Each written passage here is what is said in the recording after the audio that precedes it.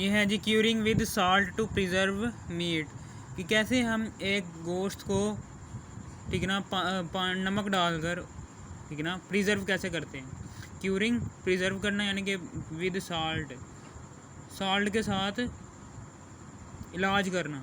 To preserve food, हिफाजत करने वाले गोश्त का, हिफाजत करने वाले गोश्त का उनसे हमने गोश्त हिफाजत करना है, उसका इलाज किससे करना है, नमक से। ये क्या है, अब हम कैसे करते हैं कि जो सा टेबल साल्ट होता है, टेबल साल्ट को NaCl कहते हैं। टेबल साल्ट क्यूरिंग ए मीट होता है। जब हम टेबल साल्ट को क्यूरिंग मीट करते हैं, गोश्त पर साल्ट को लगाते हैं लार्ज क्वांटिटी में, ठीक है ना, लार्ज क्वांटिटी में मीट पर लगाते हैं ये साल्ट, तो फिर ये क्या करता है, ये मार देता है, किल्स एंड इनहिबिट्स रोक देता है the growth of putrefying bacteria.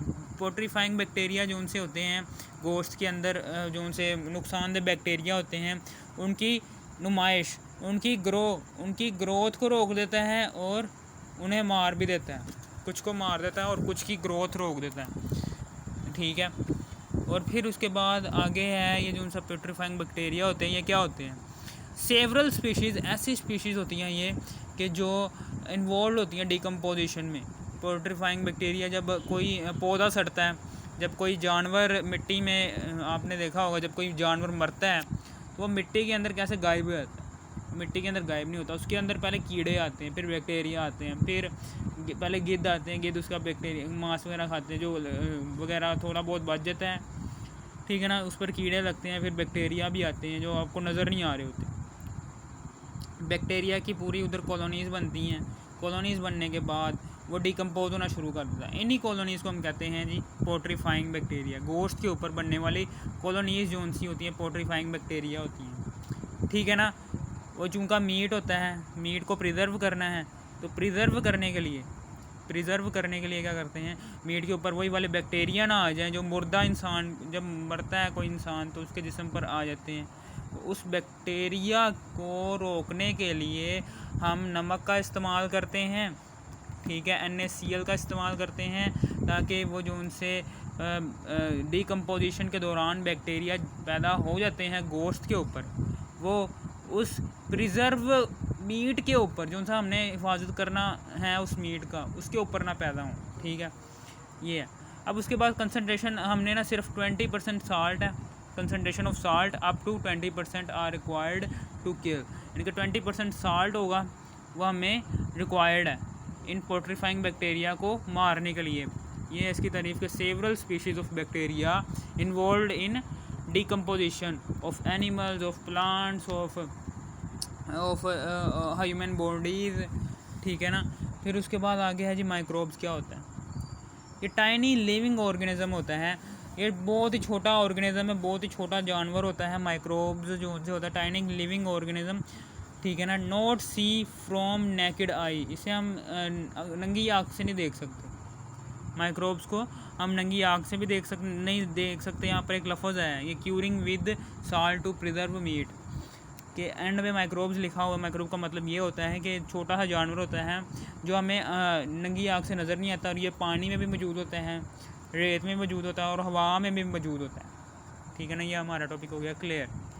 फिर उसके बाद आ गया change of instruments as the science progresses. इसका मतलब क्या है, इसका मतलब साफ सीधी सी बात है कि साइंस जो सा होता है वो हम कलेक्टिंग ऑफ नॉलेज है, बहुत ज़्यादा नॉलेज है किसके बारे में, मादे के बारे में, मैटर गैस, फिर गैस के बारे में, लिक्विड के बारे में, सॉलिड के बारे में, ठीक है ना। इन चीज़ों के बारे में बहुत ज़्यादा नॉलेज है। जैसे ही हमारा नॉलेज जो सा होगा वो बढ़ता जाएगा, ठीक है ना। नॉलेज कब बढ़ता है, जब इंस्ट्रूमेंट्स बढ़ते हैं, जब दूरबीन पहले हम ऐसी दूरबीन बना सके थे जो सिर्फ एक स्टार को करीब से दिखा सकती थी कि करीब से स्टार कैसा लगता है। फिर एक बहुत ही बड़ी दूरबीन आई, ठीक है ना, जो सी अब मॉडर्न दौर की दूरबीन को देख लो, और 1600 वाली दूरबीन जो 1600 से लेकर 1700 तक चली है दूरबीन, उस दूरबीन को देख लो, कितना ज़्यादा डिफरेंस है, ठीक है ना। चूँकि इंस्ट्रूमेंट में बहुत ज़्यादा तब्दीलियाँ हुई हैं, इंस्ट्रूमेंट दूरबीन का डेवलप हुआ है, तरक्की मिली है। उस तरक्की की वजह से साइंस भी डेवलप कर गई है, साइंस ने भी तरक्की कर ली। पहले हम जानते थे जी तारा जो था वो गैसेस का मवाद है, अब हम चूँकि वो दूरबीन बहुत ज़्यादा सफाई से देख लेती है, तो फिर अब हमें पता चल जाता है कि जो सा तारा होता है उसमें गैसेस के अंदर कौन कौन से एलिमेंट्स होते हैं, कौन कौन से सब कुछ बता देती है वो दूरबीन। मॉडर्न दौर की, इस दौर की जो सी दूरबीन है वो हर चीज़ बता देगी। ठीक है, समझ आ गई आपको। ये लिखा हुआ है कि साइंस कलेक्टिंग ऑफ नॉलेज है। अब ट्रू नॉलेज जो सा होता है वो इंक्रीज जब बढ़ता है ना, ट्रू नॉलेज इंक्रीज इंस्ट्रूमेंट्स की वजह से जो सा नॉलेज है वो बढ़ता है।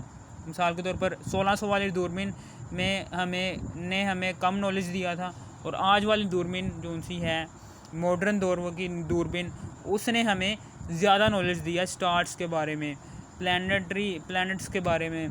ठीक है ना, प्लूटो के बारे में क्या है, प्लूटो बहुत दूर है, उसके बारे में। इंस्ट्रूमेंट्स डिवेल्प साइंस, यानी कि जो उनसे इंस्ट्रूमेंट्स जो उनसे होते हैं वो जब वो तरक्की मिलती है, जब इंस्ट्रूमेंट्स में तरक्की मिलती है, दूरबीन जब डेवलप हुई तो साइंस भी डेवलप हो गई। ठीक है ना, वो ये कहना चाह रहा है। समझ आ गई आपको। ये हमारा टॉपिक हो गया क्लोज।